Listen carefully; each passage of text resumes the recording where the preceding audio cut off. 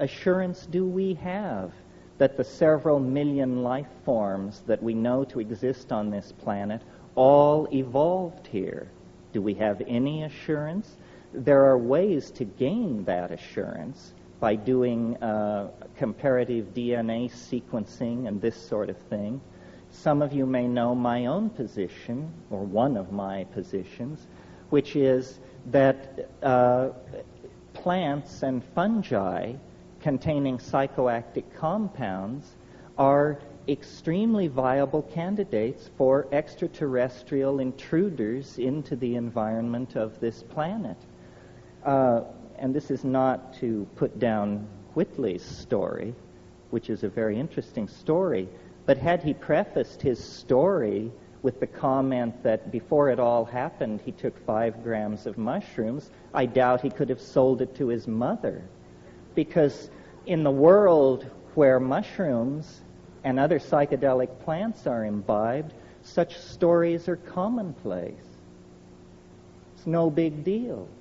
So I'm always amused by UFO investigators and compilers of data who will tell you, well, the first thing we did is we got rid of all the stories told by anybody who was intoxicated on anything. It seems to me that move has probably absolutely precluded any possibility of understanding what is going on.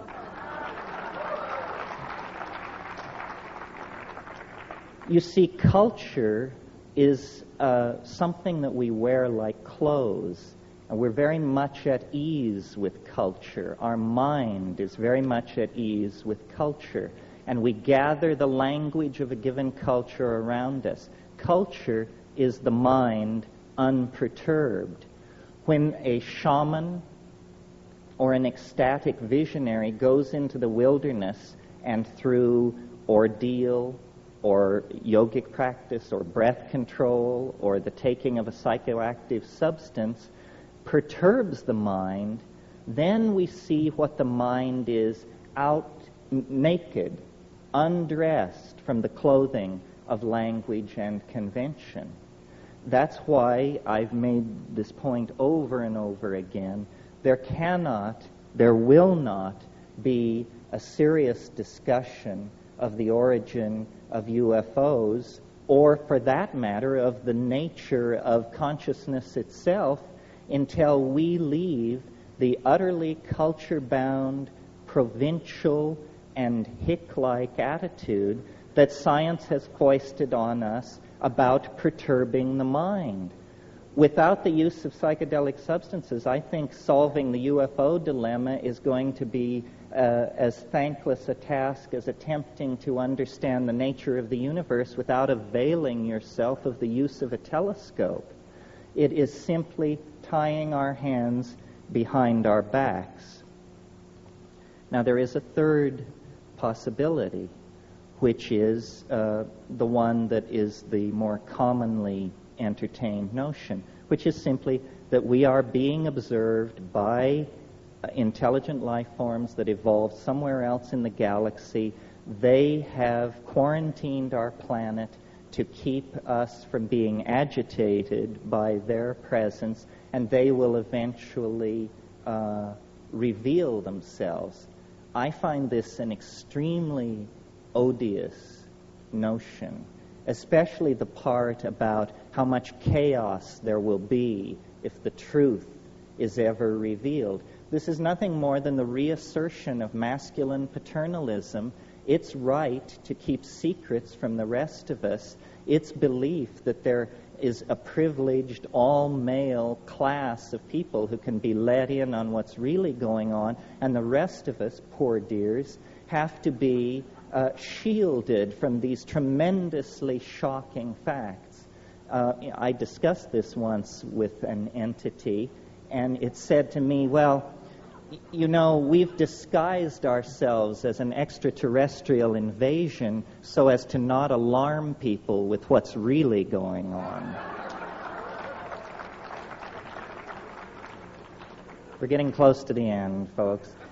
There is a fourth possibility, which I mention only in the interests of thoroughness, which is that these entities and their vehicles are not spacecraft at all, but are in some sense time craft, and that we may be the tremendous sense of empathy with these quite physically unusual beings may arise out of the fact that we're looking into the faces of our great-great-great-grandchildren, who may be emanating back through time, carrying the message, a message about some sort of future event or situation that lies many centuries downstream from us, but that is of such import that from that point, agents are moving backward and possibly forward through time, spreading the news of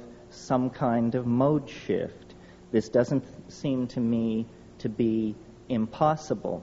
However, based on my own experience, which is what I think this thing really comes down to, because what we have in the UFO issue is an official position supported by scientists, whether they be Neanderthal right-wingers or doctrinaire Marxists or whatever, a conspiracy of consensus against the personal experiences of individual human beings who are told, well, what you're saying happened to you can't have happened.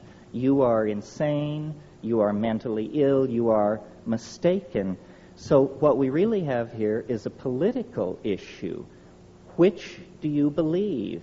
Your perceptions, memories, and expectations aided by your intellect, or some kind of utterly abstract, official, doctrinaire, sexist philosophy laid on from above?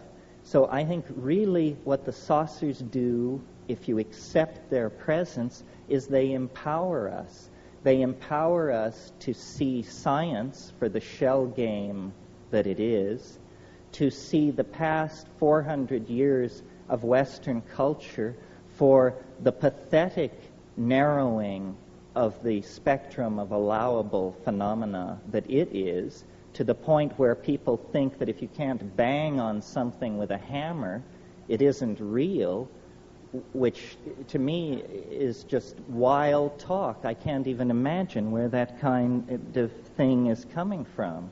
So I think, and I'll just leave you with this final thought, that in lieu of the repression, and it is a repression throughout this century, of legitimately available ways of exploring the modalities of consciousness, and by that I mean psychoactive compounds, the repression of those compounds and their use by science has created a neurotic energy dynamic in the mass psyche, and the mass psyche has begun to hallucinate because